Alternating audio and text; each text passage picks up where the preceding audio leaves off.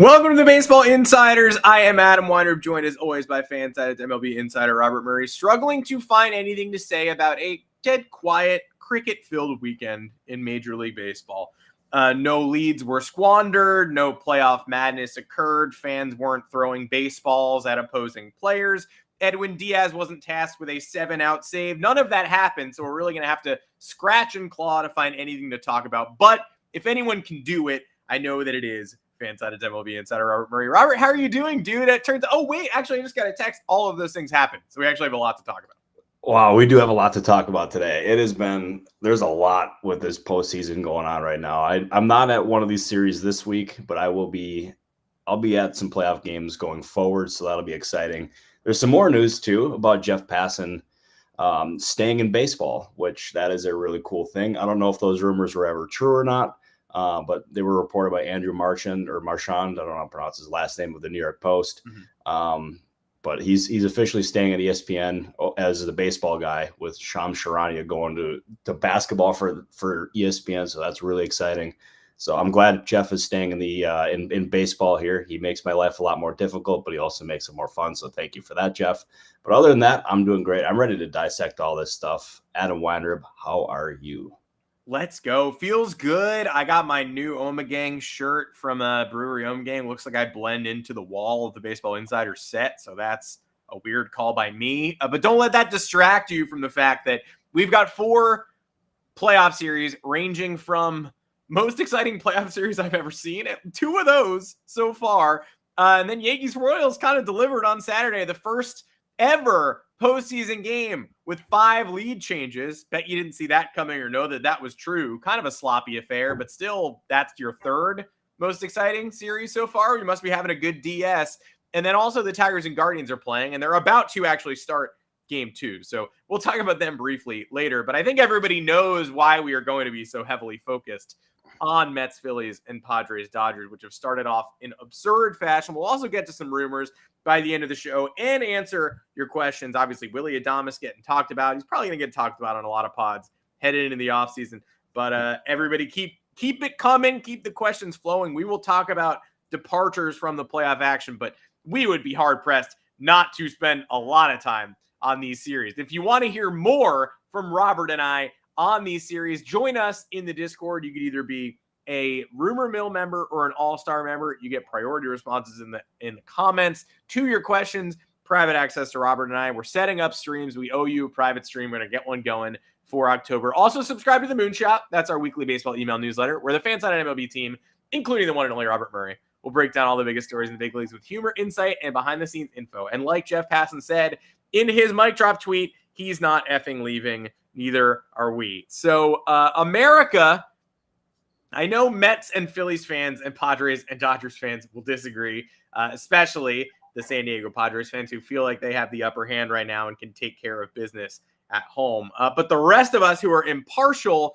I would really like to see 5 games of both of these series. That's one of the main reasons I wasn't terribly excited to see. It looked like maybe late in game 2 in Philly, the Mets were going to go up 2-0, especially after that Nimmo punchback homer. And I was like, man, I don't want to see them come home to Citi Field up 2-0. The series is too good. Like we got to get to 5 here. I feel like we'll start in LA because it was the late game, and it was certainly the one that captured the most fans' attention, and not just the fans in the left field seats at Dodger Stadium hucking baseballs at Jurickson Profar, or watching Fernando Tatis Jr. out in right field gyrate at the crowd, having an internal debate about morality vis-a-vis the player-fan relationship. The Dodgers win a nail-biter in game 1. Then Jack Flaherty clips Tatis Jr. in the second one, and the fans kind of went and ruined everything. Did not cover themselves in glory at all by throwing baseballs at Profar. But after that, whether it was destined or fate or what have you,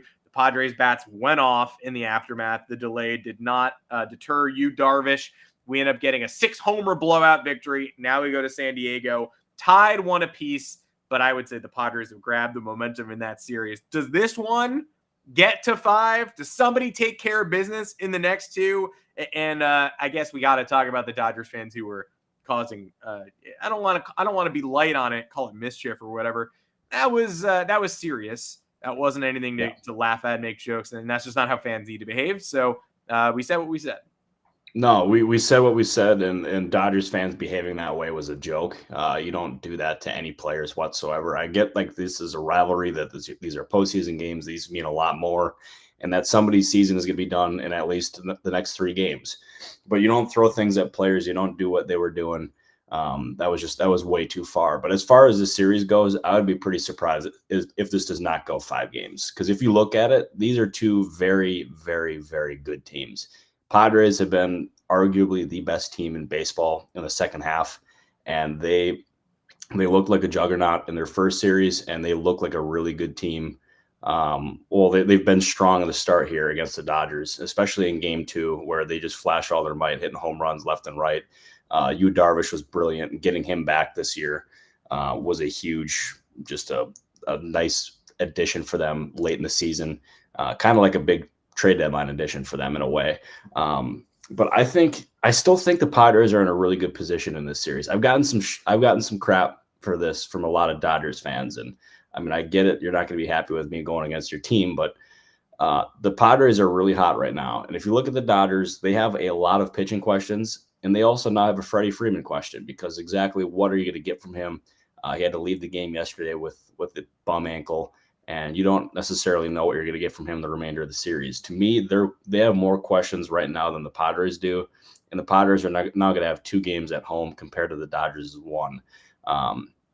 They've proven that they can be the Dodgers in LA. I think it's going to take all 5 games to do it. I'm going to go with the Padres in 5.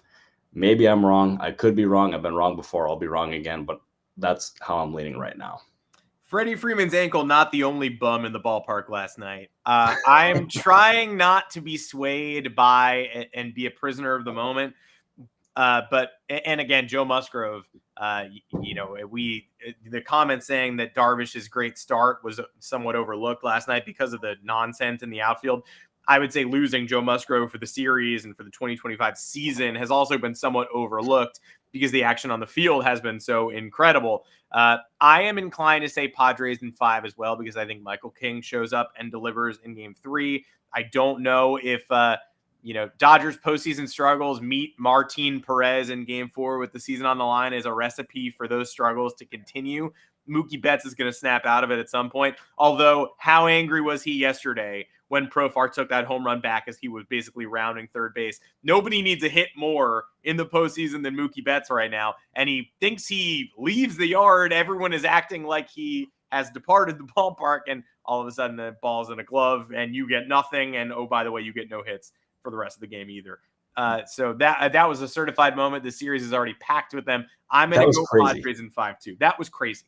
Oh yeah, like it was one of the coolest and funniest things I've seen in some time on a baseball field. Because I mean, he had the entire stadium duped. He had the graphics department for Fox all duped as well. He had Mookie Betts rounding second and going to third. He was celebrating, doing his thing, and then lo and behold, he pulls out his glove and shows the ball in his hand or in his glove. I mean, that's just next level trolling. I think it's awesome for baseball. I mean, I could understand why Dodgers fans were upset with that. I get it. Yeah. I mean, I'd be upset too if I was a Dodger fan in that moment. It wouldn't resort to me throwing things at players. I will say that. But still, it was great trolling by Profar, and I think just adds even more fuel to the fire for this series. So I thought that was freaking awesome, and it was cool. Really cool. I was in the car losing radio, and I heard them call a Betts home run. And then I lost radio for a chunk of time, like 5 minutes, 6 minutes. And I came back. I got phone service and saw Profar being interviewed in the dugout saying, "I've always wanted to rob a home run, and I'm glad I did it." And I was like, well, when did he do that? Like that never happened. So I'm glad that cool for you, but that never occurred. And then I put 2 and 2 together and realized, oh my gosh, the radio broadcast got completely fooled. That was a moment. Tatis has been the best hitter in playoff history so far. I mean, he's hitting the upper echelon of players we have ever seen in October. So it's hard to bet against that. I'm going to go with the Padres in 5 as well, and that maximizes heartbreak for the Dodgers, unfortunately. And guess what? It's a 2-0 Padres series lead right now if Shohei Ohtani is not playing in this series and playing to the best of his ability. So take that for what you will. He can individually change the series again on a dime. He can tomahawk another fastball at his head out of the ballpark. But without that certified imprint on Game 1, we're probably talking about a 2-0 lead coming home to San Diego. Oh, absolutely. And I mean, if it was a 2-0 lead for San Diego, I mean, the series would be all but over. But Raymond, I see what you're saying. I think that's an overreaction. The series is not over. You are not cooked as a Dodgers fan. The Dodgers are not cooked. The series is far from over. Yeah, let's not get too far ahead of ourselves here because we got a long ways to go in this series. And knowing how we've seen the Mets come back, how we've seen the Dodgers come back, how we've seen all these teams come back, I mean, I would not rule anything out. So do not give up hope quite yet.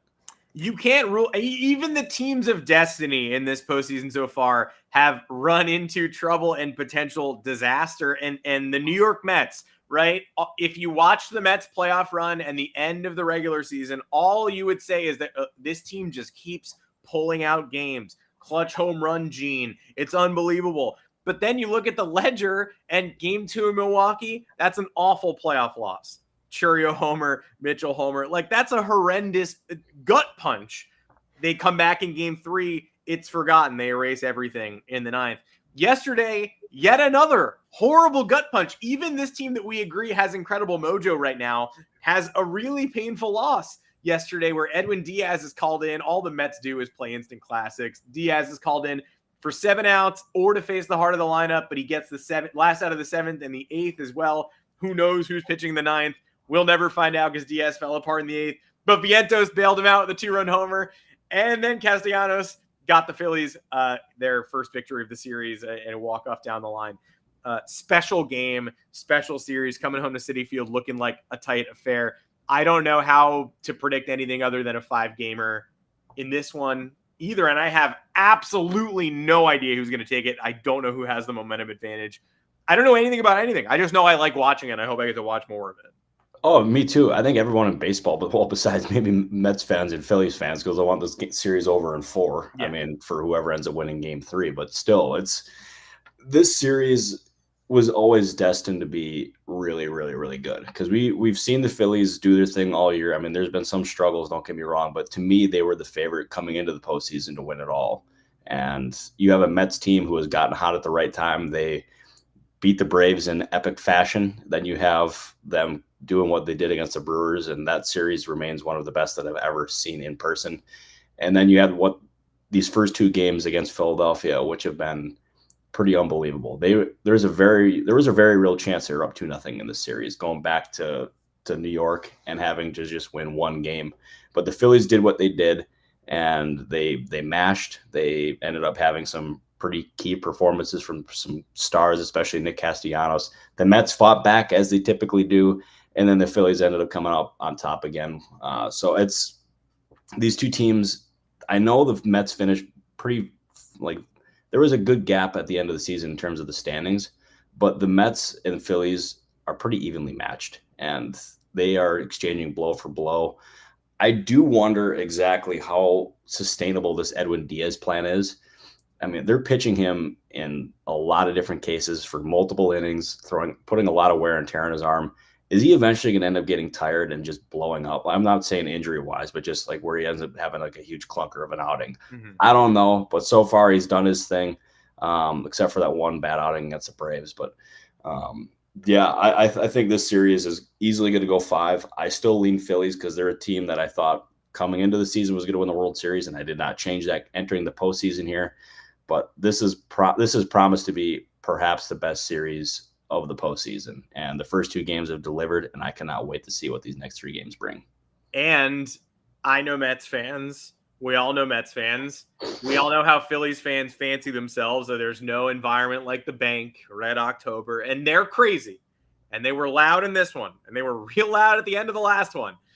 But you know who really wants to give them a run for their money? Mets fans at Citi Field, who are not convinced that the Phillies are the best fans in baseball. They definitely think it's them. They're definitely going to go nuts. They're going to be extremely loud for this game. That's why I think if they had stop the presses. If it's a 2-0 Mets series lead coming home, the series over. Yeah, great point, Adam. Breaking news. But I do think it would have been a special degree of over if the Mets had managed to take game 2. They might have won game 3 10-1 and just sent the Phillies home for the winner. Now, I think we're likely to have another 2 games in Queens that look a lot like the 2 games in Philly. Back and forth, clutch hits on both sides. The pitching Jose Quintana will find himself in this series. Can the Phillies take advantage of that? The Phillies bullpen has been a little bit touch and go. Jeff Hoffman struggled. Kerkering has really struggled. Like, can the Mets take advantage of that? I think we're going to have some more topsy-turvy affairs. I see no reason why this looks any different at Citi Field than it did at Citizens Bank. No, I totally agree. I also think some of the things that the Phillies ended up saying post-game were really interesting too, is that they were tight going into those games, that they were just, it wasn't flowing as easily for them, and that they just kind of were, I don't know, too tense. Maybe getting a win off their back allows them to play more Phillies baseball that we got to see for most of the regular season. But to me, I think this is just going to end up being the Mets, where the Mets give the Phillies a lot of fits, especially with the Phillies' bullpen troubles here. I really think this is just destined to go 5 games. I swear, if we have a winner take all game in Philadelphia, as I said, I lean Philly, but that being said, you can make the case for the Mets, especially how the thing that they've done this postseason so far is they went into Atlanta and clinched their postseason berth in epic fashion. And then you end up going into Milwaukee and taking that series from the Brewers and eliminating them in also some pretty epic fashion. They've proven that they can win on the road.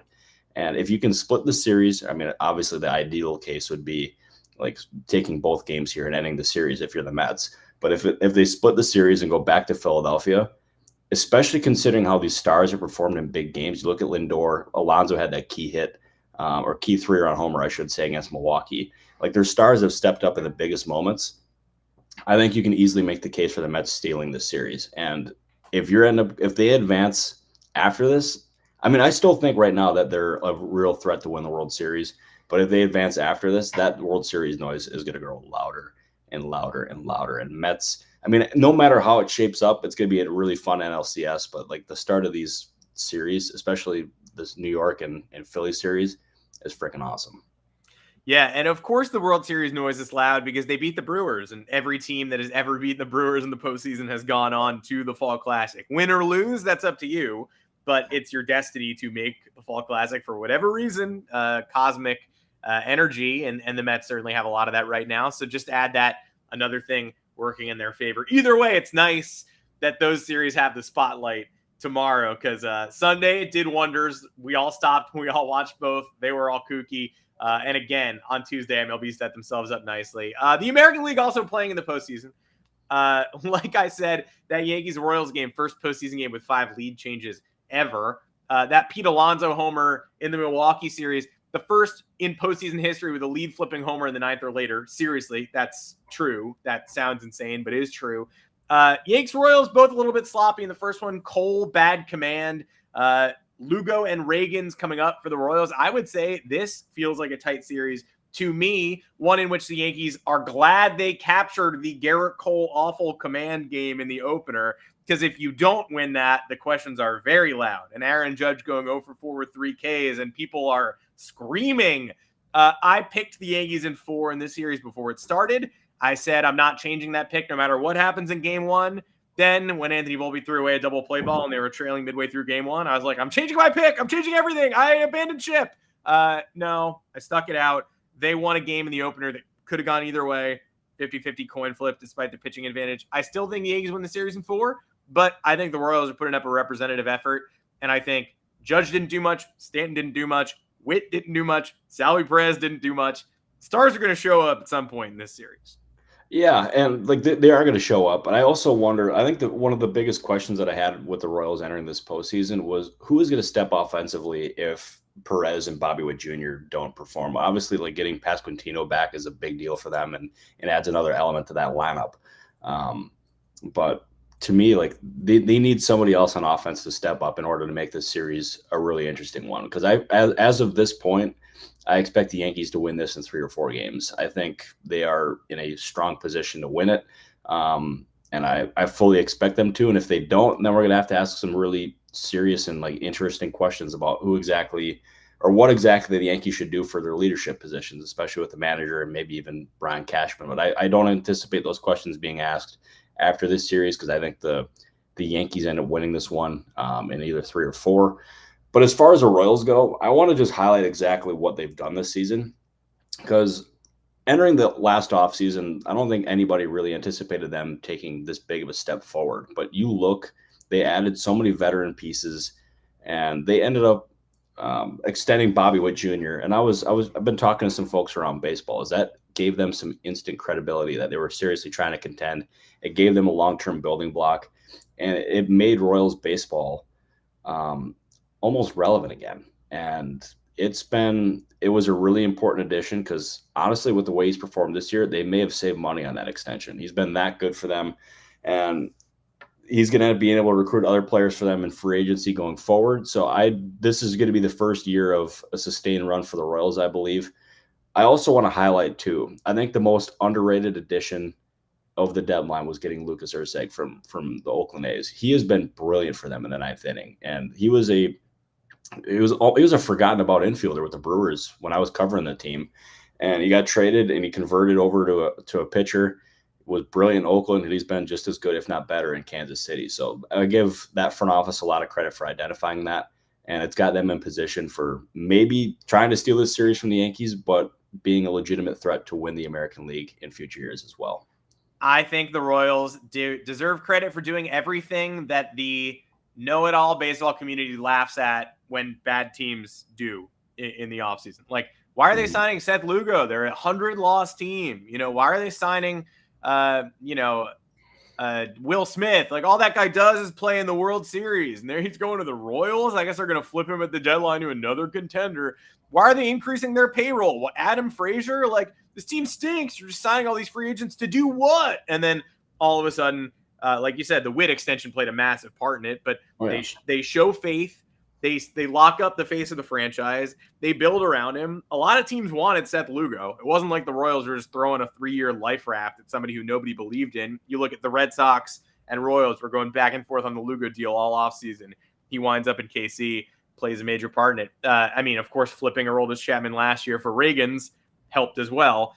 But the Royals never stopped adding. Gurriel wasn't on this roster for longer than like a month. Tommy Pham shows up. All of a sudden, they've got these gritty, tough at-bats in October, and it didn't amount to a victory in Game 1, and I don't know if it's going to amount to a victory in this series, but I do know they're going to keep it tight. They're not going away, and like the comment said, sneaky offseason team to watch because they've proven themselves this year, and who doesn't want to play with an MVP candidate like Bobby Witt Jr.? Oh, yeah. They're an up-and-coming team, and they're a fun team. They clearly look like they have a ton of fun on that team as well, and that's going to be a destination where it wouldn't surprise me if we have more and more veterans try to get to Kansas City. And you look at them. I would also say Cleveland, if they are willing to spend in the offseason, which you never really know with them, but if they're willing to spend, I think those two teams could be some real under the radar options for some of these players in free agency to identify as a really fun fit. And yeah, it's going to be a fascinating offseason, but those two teams I have circled as ones to watch for sure. Speaking of Cleveland, it's not intended as Cleveland disrespect, but we just can't do that much time on this series because Game 2 is about to start in 4 minutes, then it will age like milk. I believe in Tarek Skubal, but if Tarek Skubal is bad and you're hearing this after the game, then I never believed in Tarek Skubal, and I lied. I was making that up all along. But, this one's simple. The Guardians, Brian Snicker watched the Guardians have a long layoff, and he was like, good luck, everybody. It's impossible to hit after a long layoff. Let's see what you can do with the Tigers pitching chaos. And then the Guardians just cranked the baseball and scored 5 runs immediately and put that game to bed. It's hard not to feel good about Skubal. It's hard not, I don't think the Tigers are out of it. We've seen them face adversity before and remain in a series. But if you had any lingering questions about Stephen Vogt's Guardians and, hey, Tanner Bybee, is that an ace? And, David Fry, Lane Thomas, are we sure this team's going to continue to hit? They just sort of set the Tigers into an early grave in Game 1. And they proved that, yeah, they're a force to be reckoned with as well. Oh, they absolutely did. That game was over maybe about 5 minutes into the game, maybe 10 minutes. It was a tough start to that series for the Tigers, but having Skubal go tonight gives them an instant it could stop the bleeding pretty quickly. And I think anytime you have Skubal going on the mound, you're going to be in a really strong position here to win the game. And I expect them to win tonight for that exact reason. I also think having a guy like AJ Hinch and his calming voice in that clubhouse is going to be a really good thing for them. And I expect them to win the game tonight, and then you're going to end up having 2 games going in Detroit. And if you split, okay, I want to run through the scenarios here. You have Cleveland. If I think Cleveland will be in a stronger position to potentially sweep those 2 games there in Detroit. But let's say that Detroit ends up stealing a game there, and it's tied 2-2, and it goes to a winner-take-all game 5 in Cleveland. You have Skubal going in game 5. To me, that is an absolute nightmare scenario for Cleveland because he is arguably the best pitcher in baseball this season. He's been awesome, and he just gives you a chance to win anytime he's out on the mound for Detroit. I still think the Guardians win this, but there is a path for Detroit to win this series and somehow advance to the ALCS. Do I think it's the most likely? No, but Skubal gives them a chance, and if they end up winning tonight, then my ears are going to start perking up and being like, okay, I can see the vision here. I'm not ruling it out, but not the most likely, but not ruling it out. Not ruling it out one bit. The spacing of the ALDS gives you a chance to do this, to run Skubal out, even though you had to use him in the wild card round. And yeah, here we are. Let's see how much Skubal we get. 6 innings against Houston in game 1. I was actually like, ooh, you can't go 7, but it ultimately did not matter. Let's see if we can get 7 today. Like, let's see how long he goes. I am intrigued. I'm intrigued. But again, that game's going to be over by the time most of you watch this. So that's why can't go too long. Shout out to the live viewers right now, though. You get the real Baseball Insiders experience, which includes offseason talk. So look, we weren't going to leave you hanging. Willy Adames is going to be a name that's on everybody's lips this offseason. And we have long talked about, hey, the Dodgers connection makes a lot of sense. They've long liked him, etc. John Heyman, as the Brewers were eliminated, got the rumor mill chugging a little bit this weekend, sort of adding the Braves and Giants as teams that have, quote, targeted Adames in the past. So it seems like we've got some more teams in the mix that have been infatuated. This won't be the last time we talk about Willy Adames on the podcast. Probably going to be in every November and December show. But at this moment in time, your current thoughts on the teams that are eyeing him now that he's officially been eliminated from the Milwaukee Brewers. Yeah, I think if you watch this show since even the All-Star break, maybe even before that, we've been talking about the Dodgers and Braves as teams for Adames. And to me, they are the 2 favorites going into this. For Adames, it wouldn't surprise me at all if one of these teams, or if there's another team who ended up jumping in the race for Adames. Because if you look at him, he's one of the best shortstops in baseball. But he's also one of the best clubhouse guys in baseball. I made a comment to somebody while I was in Milwaukee that of all the players I've been around, he may be the most or the best clubhouse guy that I've ever been around. And I've been around some really good ones in Milwaukee, so that is a huge compliment to Adames. But the Dodgers obviously make a ton of sense with the Freeman connection. They also need a shortstop there. They have endless money to spend seamlessly. And Shohei Ohtani structuring his contract the way that he did allows them to spend big on some other free agents. And this is precisely one of the examples, I think, why Ohtani did a deal like he did. Because if you're able to get a guy like Adames there as your long-term shortstop, maybe move him to third base toward the end of the contract, I think that's something that they really have to consider and that they should consider, and I think they will consider it.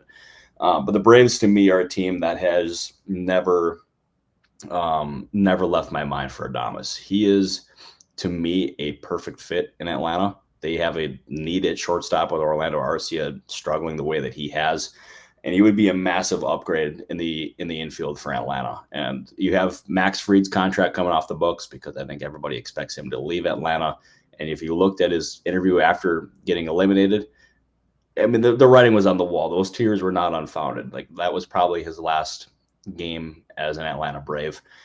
If you end up you have Fried's contract coming off the books, you're going to have room to spend. And Anthopoulos has made it clear that they have room, or that they're going to have an increased budget for next year. To me, that screams Willy Adames. We'll see. I think those are the 2 teams to watch for. Then you have the Giants maybe, and there's going to be other teams that hop into this as well. But those are the 2 teams I'm watching for Adames the closest here. Adding into the you didn't say it, I did department too, we all got the feeling that Max Fried probably threw his last pitch in a Braves uniform. Joe Musgrove, Tommy John surgery. I can't help but think that makes it more likely that, hey, maybe the Padres throw a bag at Max Fried for next season and beyond. You didn't say it. No, I didn't say it, but I like where your head's at. I think that's a really smart fit there. I I want to address what Justin said here too. Is I don't see the Brewers spending that either. For Adames, I don't think 150 million is in their budget. But that being said, I thought it was pretty telling when I was talking to people around Milwaukee when I was there for Brewers and Mets. They seemed like it was a pretty good idea that it was Adames's last game in Milwaukee. Like there's going to be teams that are more serious bidders for Adames in the offseason. Like the Braves and Dodgers can easily outbid Milwaukee, and I fully anticipate them doing that.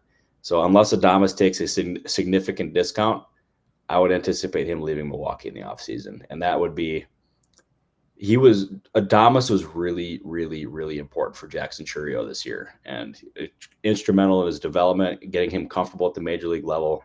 Because I had Rhys Hoskins tell me that when Chourio was in the majors to start the season, he was a wide-eyed kid trying to figure out what it's like being a big leaguer. And then Adames like wrapped his arm around him and like guided him and showed him how to be a big leaguer.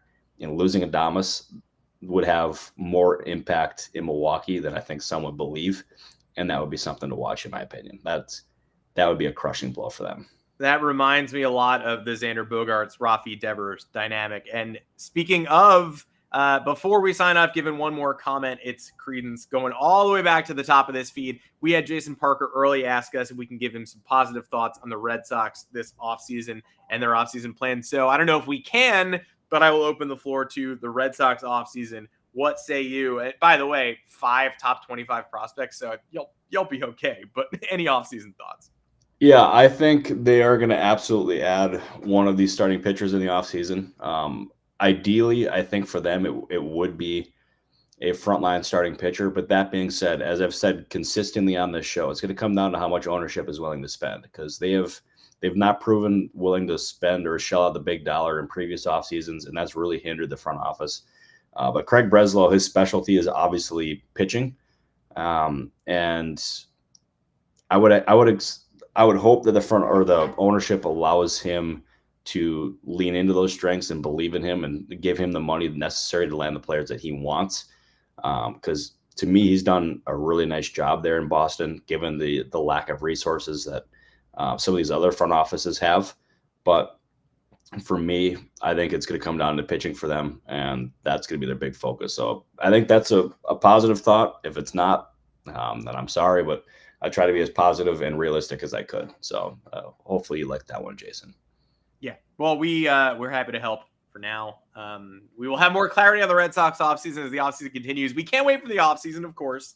And thank you for joining us. We hope you join us on the Discord. We hope you join us and subscribe to the Moonshot. We hope you like and subscribe to the Baseball Insiders here on YouTube or on your preferred podcast platform. But for now, we sit here in eager anticipation of the rest of the MLB postseason.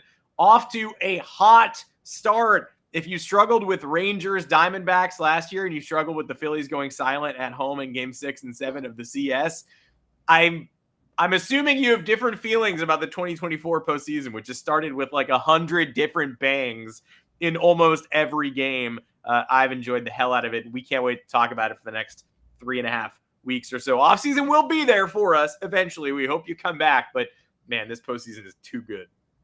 Oh, it absolutely is. And I am so excited to see how this plays out, because I have thoughts in my head. I expressed them on this show, so they're both vocal and in my head. So we got that. They're everywhere actually at this point. But if there's one thing I can expect and probably promise at this point, is there's going to be a lot of chaos, and expect the unexpected. Can't wait to see how it all plays out. But we're going to have a lot more clarity on Thursday for when our next show is. I will still be in Scottsdale, so we got that going for us as well. We'll not have a different background for that time, but hey, I could be in a different part of my apartment. Who knows?